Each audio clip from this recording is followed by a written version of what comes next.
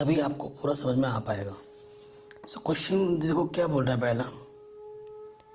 कह रहे बिना लंबी विभाजन प्रक्रिया की ये बताइए कि निम्नलिखित परिमेय संख्याओं के दशमलव प्रसार शांत है या अशांत है। ठीक है, ये आपको बताना है। सो उसके इस क्वेश्चन को करने से पहले मैं आपको कुछ इम्पॉर्टेंट एम्स जो होते हैं नियम वो बताना चाहता हूँ। ठीक है, आपको नोट करके लिख लेना है। तो लिखेंगे यदि हर का गुणनखंड करने पर वह, देखो पहला, अगर वो 2 की पावर m के रूप में आ रहा है यानी कि 2 गुणा 2 गुणा 2 गुणा इस रूप में आ रहा है, तब क्या होगा? शांत। ठीक है, तब क्या होगा? शांत। अगर सिर्फ 5 गुणा m के रूप में आ रहा है यानी कि 5 गुणा 5 गुणा 5 गुणा ऐसे आ रहा है, तब भी क्या होगा? शांत।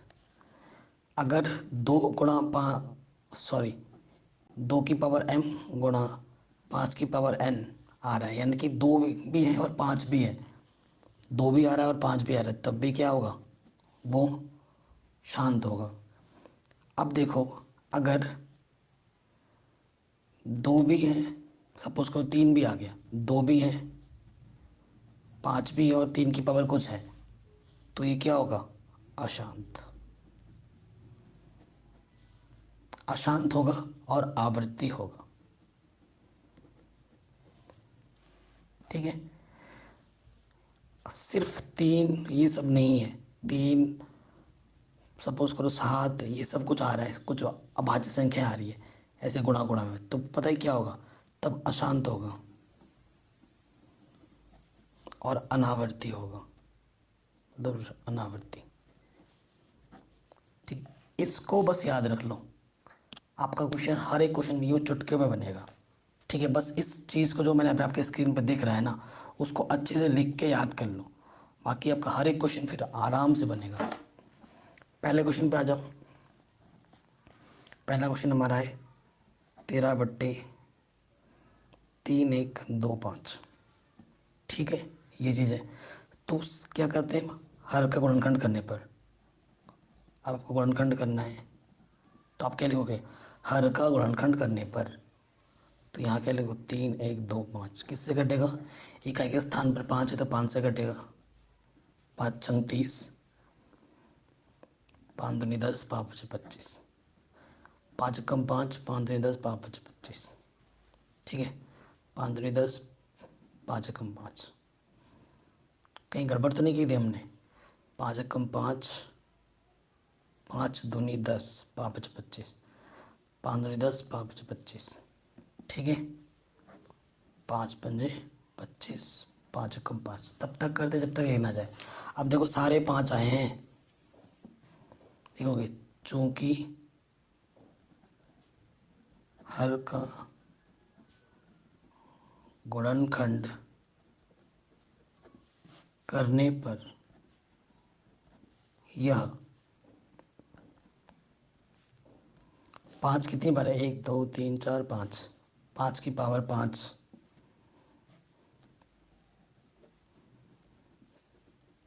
की रूप में है, अतः यह क्या होगा? शांत होगा। अतः ये क्या है? शांत है। ठीक है, आराम से हो गया, कोई दिक्कत नहीं है। नेक्स्ट क्वेश्चन नंबर 2 पे आ जाओ। नेक्स्ट क्वेश्चन है 17/8। तो देखो क्या करना है, हर का गुणनखंड करने पर यहाँ 8 लिखोगे, 2 चौके 8, 2 दूनी 4, 2 1 कम 2।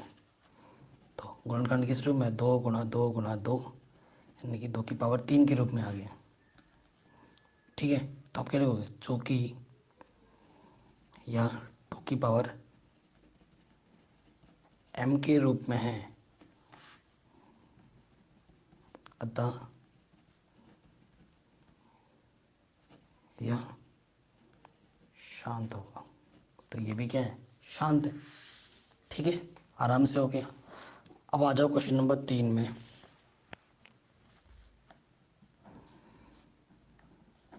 64/455।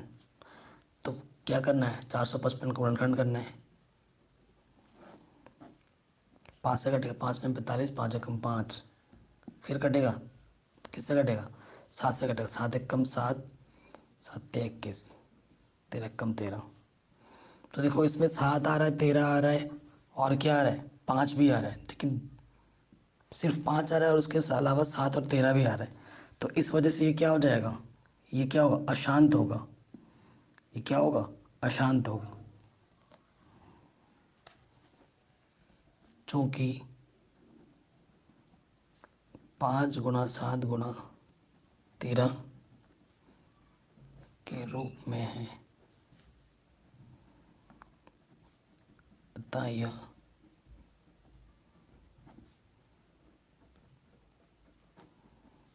अशांत होगा। ठीक है, चौथे वाले पे आ जाओ, 15/1600। ठीक है, 15/1600 है।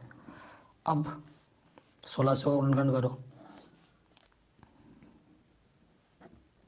2 अट्ठे 00, 2 छक्के 00, 2 दूनी 00, 2 एकम 00, 2 पंजे 0, 5 एकम 0, फिर 2 पंजे 0, फिर 5 एकम 5। तो इसमें देखो सारे 2 और 5 ही आ रहे हैं, है ना, 2 और 5 ही है ना सारे। तो क्या लिखो, चूँकि यह 2 गुणा 5, 2 कितनी बार है, 3 4 5 6, 2 की पावर 6, और 5 कितनी बार, 2 के रूप में है। ठीक है, अतः यह शांत होगा। ठीक है, ये हमारा क्या हो जाएगा, शांत हो जाएगा। नेक्स्ट क्वेश्चन पे आ जाते हैं, पांचवें पार्ट में। पांचवा पार्ट हमारा क्या है, 29/343। तो देखो 343 का करेंगे गुणनखंड, तो किससे कटेगा 343। ठीक है, और नेक्स्ट क्वेश्चन क्या है हमारा, 243 है, पांचवा क्वेश्चन। तो सोचो, 3 4 7, 7 और 3 10, नहीं कटेगा ये। ठीक है ना, 7 से काट के 7 चौको 28, कितना बचा, 7 9 63, 7 7 जा, तो 7, देखो गुणनखंड करने पर क्या आ गया, ये 343 का गुणनखंड क्या करो, 7 कितनी बार है, 1 2 3 बार है, तो सिर्फ 7 है, 2 5 नहीं है। तो ये क्या होगा, नॉन टर्मिनेटिंग, यानी कि अशांत होगा, अशांत, और आवृत्ति होगा।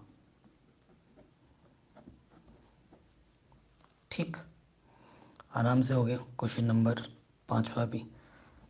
छठे पे तो कुछ करना ही नहीं है, छठे पे तो करके दे रखा है उसने, 2 गुणा 3 और 5 गुणा 2, तो 2 गुणा 5 के रूप में है, तो ये क्या होगा, शांत। लैंग्वेज नहीं लिख रहा मैं, लैंग्वेज आप समझ गए होंगे। ठीक है, सातवें पे आ जाओ, सातवें पार्ट में। सातवें पार्ट पे क्या है देखो, 129, 2 की घात 2 है, 5 की घात 7 है, और 7 की घात 5 है। 2 और 5 तो है, उसके अलावा क्या है, 7 भी है। ठीक है, तो ये क्या होगा, अशांत होगा। ठीक है, क्या होगा, अशांत होगा। फिर नेक्स्ट क्वेश्चन क्या है, 8वां, 6/15। तो 15 का जब करोगे, 3 5 15, 15 का गुणनखंड क्या आ रहा है, 3 गुणा 5, 5 है, 5 के अलावा 3 भी है, अर्थात ये क्या होगा, अशांत। ठीक है, ये क्या होगा, अशांत होगा। ये क्वेश्चन भी हमारा आराम से बन गया। नेक्स्ट क्वेश्चन पे आ जाओ। नेक्स्ट क्वेश्चन क्या है हमारा, 9वां, 35/50। 50 का गुणनखंड करो, 5 का 5 5 0, 5 दूनी 2 एकम। तो ये गुणनखंड करने पर देखो 50 क्या आ रहा है, 2 गुणा 5 कितनी बार है, 2 बार। 2 गुणा 5 के रूप में आ रहा है, तो ये क्या होगा, शांत। लैंग्वेज तो वही रहेगी, क्योंकि हर का गुणनखंड करने पर यह 2 की घात m गुणा 5 की घात n के रूप में है, अर्थात यह शांत होगा। ऐसे लिख देना है लैंग्वेज। 10वें पार्ट पे आ जाओ। क्या है, 77 210। अब इसका फैक्टर करो तो किससे कटेगा, 3 7 21 0, ठीक है। 7 एकम 0, 2 पंजे 10, 5 एकम 5, ये आ गया। देखो जब गुणनखंड किया हमने 210 का तो 3 आया, 7 आया, 2 आया और 5 भी आया। 2 और 5 तो चलो है, साथ ही साथ ये 3 भी है और 7 भी है, जो कि अभाज्य संख्या है, ठीक है ना। सो ये क्या होंगी, अशांत होंगी, ठीक है। आराम से हो गए सारे। नेक्स्ट पार्ट में आ जाते हैं। इससे पहले मैंने एक वीडियो बनाई थी जिसमें मैंने बेसिक कॉन्सेप्ट समझाया था। उस वीडियो में मैंने बताया था कि प्राकृतिक संख्या क्या है, परिमेय संख्या और परिमेय संख्या है में कैसे आपको छांटना है। तीसरा क्वेश्चन है, ठीक है। कह रहे कुछ वास्तविक संख्याओं के दशमलव प्रसार नीचे दिए गए हैं, प्रत्येक स्थिति के लिए निर्धारित कीजिए कि यह संख्या परिमेय संख्या है या नहीं। यदि यह परिमेय संख्या है और p बट्टे q के रूप में है तो q के अभाज्य गुणनखंड के बारे में आप क्या कह सकते हैं, ठीक। सो नंबर 1 की बात करें, ये क्या है, 43.123456789, ये चीज़ है। सो देखो ये एक शांत है, दशमलव का प्रसार क्या है, देखो शांत दिख रहा है। कभी भी दशमलव जब शांत होती है, ऐसे लिखो, चूँकि दशमलव प्रसार शांत है, अतः यह एक परिमेय संख्या है। जब भी दशमलव प्रसार शांत होगा ये एक परिमेय संख्या होगा। अब इसे p बट्टे q के रूप में भी लिखना है,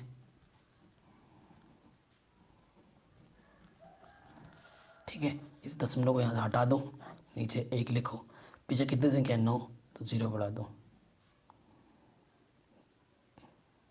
कितने 0 बढ़ेंगे, 9, 3 2 5 6 7 8 9, ठीक है। ये आ गया p बट्टे q के रूप में हमारा, आराम से। नंबर टू देखो एक अपरिमेय संख्या है, क्योंकि देखो दशमलव प्रसार शांत तो वैसे भी नहीं है। शांत अगर नहीं होता तो हमें एक पैटर्न मिलना चाहिए कि जो चीज़ रिपीट हो रही है, जैसे कि इस क्वेश्चन में रिपीट हो रहा है तो उसके ऊपर डंडा लगा पड़ा है, लेकिन इस क्वेश्चन में कोई डंडा नहीं। 1 2 0 के बाद 1 2 डबल 0 है, फिर 1 2 के बाद ट्रिपल 0 है, तो कोई पैटर्न नहीं है, ठीक है। लिखेंगे दूसरे संख्या लिखने के बाद आप क्या लिखोगे, चूँकि कोई भी पद या संख्या निश्चित नहीं है,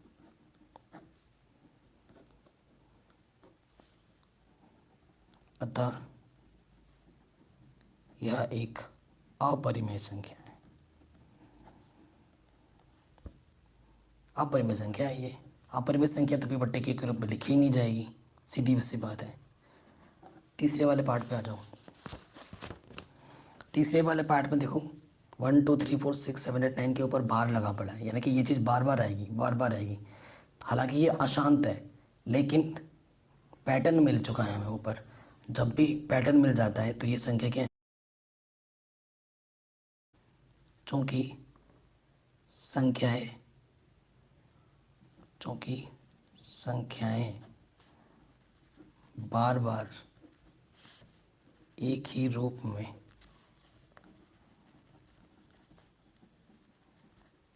आएंगी, अतः यह एक परिमेय संख्या है। परिमेय संख्या तो p बट्टे q के रूप में लिखना है, तो 43, अब जो भी संख्या है ये लिख दो, 1 2 3 4 5 6 7 8 9, पॉइंट हटा दो और पीछे कितने 0 बढ़ जाएंगे, 9। ये p बट्टे q के रूप में लिख दिया हमने, ये हमारा आंसर हो गया। तो आई होप आपको समझ में ज़रूर आया होगा। अगर वीडियो अच्छी लगी हो तो प्लीज़ लाइक शेयर ज़रूर करें, चैनल पे नए हो तो सब्सक्राइब ज़रूर करें। Thanks for watching.